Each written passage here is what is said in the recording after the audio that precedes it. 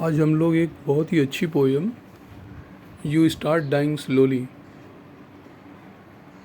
ये Pablo Neruda की poem है और जो खुद में नोबेल प्राइज़ इनको मिला था। और बहुत अच्छे अच्छे नॉवेल्स और अच्छे अच्छे पोयम्स इन्होंने लिखे हैं। आज उन्हीं और इस पोयम को अगर हम मीनिंग से देखो तो लगेगा यू स्टार्ट डाइंग स्लोली, मतलब आप धीरे धीरे मरने लगते हैं। मैं इसको दूसरी भाषा में कहूँ तो एक मीनिंग ये भी हो सकता है कि आप घुट घुट कर मर रहे हैं। और इसका दूसरा एक और अर्थ है, डाइंग स्लोली का मतलब losing hope of a happy future, मतलब आपका जो खुशहाल भविष्य है उसकी आशा जो है धीरे धीरे कम हो रही है। कब?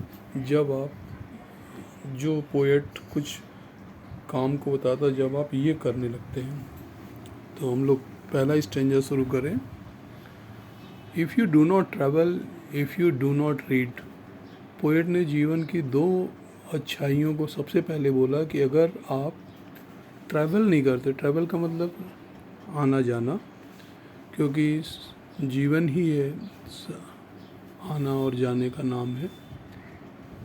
If you do not travel, अगर आप यात्रा नहीं करते, कहीं एक जगह से दूसरी जगह नहीं जाते, और if you do not read, देखो दो चीज़ों को पोएट ने विशेष रूप से कहा कि if you do not read, और जब आप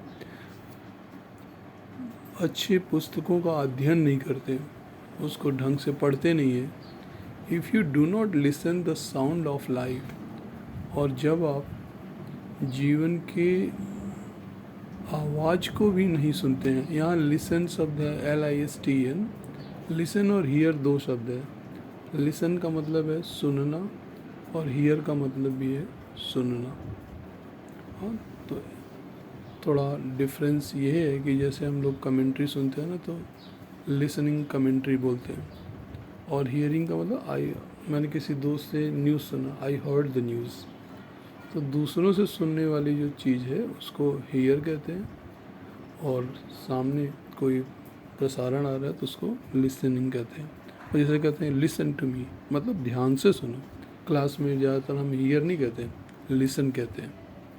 तो if you do not listen to the sound of life, if you do not appreciate yourself, और जब आप अपने आप को, अपने अच्छे गुणों को अप्रिशिएट नहीं करते हो, अप्रिशिएट माने किसी की प्रशंसा करना, जब आप अपने गुणों को खुद से ही नहीं अप्रिशिएट करते हो, उसको अच्छा नहीं मानते हैं, तो यू स्टार्ट डाइंग स्लोली, तब आप घुट घुट कर जीना स्टार्ट कर देते हैं।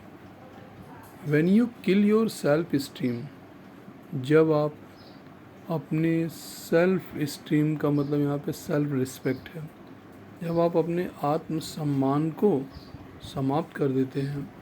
When you do not let others help you, यहाँ पे आत्मसम्मान का एक ये सेंस भी है कि जब आप, जैसे हम किसी समस्या में आए और हम दूसरे की मदद ले करके हम अपना काम आगे बढ़ा सकते हैं, लेकिन हमारे अंदर एक कुछ अभिमान भी आ जाता है कि नहीं, हम दूसरे को कैसे बताएं।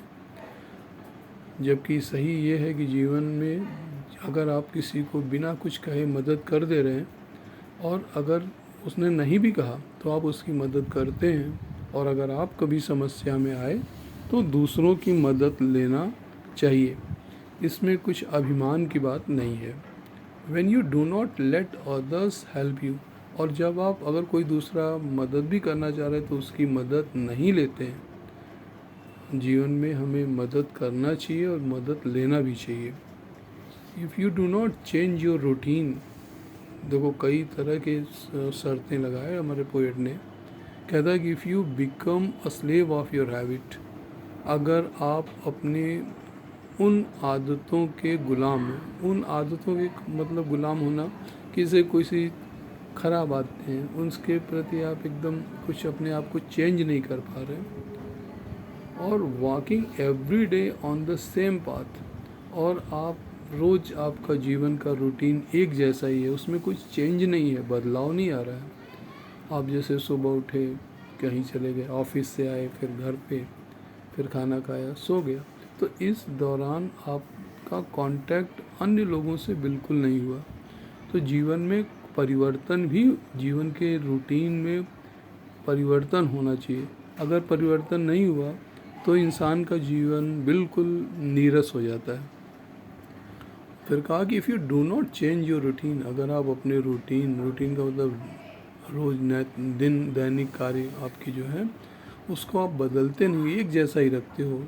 If you do not wear different colours, यहाँ डिफरेंट कलर्स का मतलब है अगर आप जैसे एक ही तरह के कपड़े को पहन करके एक ट्रेडिशनल आपका बन गया कि नहीं आज ये इसी वाइट कपड़े में दिखेंगे, तो आप जीवन के जो अलग अलग रंग है उसका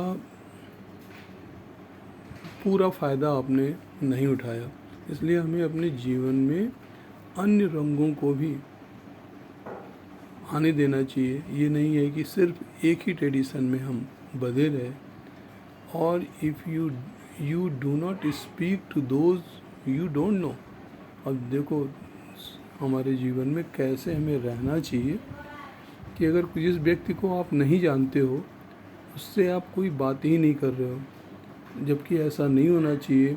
अगर ऐसे लोगों के साथ आप रहो, ऐसे लोगों से आप बात करिए, रोज़ बात करिए जिनको आप नहीं जानते हो। जिनको जानते हैं उनसे तो बात करना आसान है, और जिनको नहीं जानते, जो आपसे पूरी तरह से अननोन है, जिनको आप नहीं जानते हैं, अगर आपने उनके दुखों को कुछ दूर करने का प्रयास किया, और अगर आप किया तो आपका जीवन बिल्कुल बदला हुआ महसूस होगा। कुछ अच्छाइयाँ भी आपके अंदर होंगी, और वह व्यक्ति कितना खुश होगा कि वो ये सोचेगा कि इनसे तो मेरी कभी बात नहीं हुई, लेकिन आज हमारी मदद के लिए हमारा हालचाल पूछा। तो जीवन में उन लोगों के साथ भी हमें अच्छे संपर्क रखने चाहिए जिनको हम नहीं जानते। और कहा कि अगर आप उन लोगों से दूर रहे तो आपका वही यू स्टार्ट डाइंग स्लोली, तब आप एकदम आपका जीवन को आप घुट घुट कर जी रहे हैं, एक अच्छा जीवन नहीं जी रहे हैं। और अगर आपने जिन चीज़ों को पोएट ने मना किया कि अगर आप अपनी ख़राब आदतों के गुलाम नहीं हैं, और अगर आप वो पुराने रास्ते जो आपका डेली रोज़ एक नीरस जैसा आने जाने का आपका पथ है, आपके रास्ते में कोई चेंजेस नहीं है, तो आपका जीवन निश्चित रूप से बहुत अच्छा नहीं होगा, बहुत खुशहाल नहीं होगा। और तब आप अपने आप को ये महसूस करेंगे कि आप बिल्कुल रूखा जीवन जिसमें कोई उमंग और तरंग नहीं है, ऐसे जीवन को आप जी रहे हैं। इस पोएम को 2 पार्ट में करेंगे हम लोग, एक ये 2 स्टेंजा एक साथ, और अंतिम स्टेंजा जो है इफ़ यू अवॉइड से ले करके सेंसिबल एडवाइस तक दूसरे पैराग्राफ में दूसरे लेक्चर में होगा।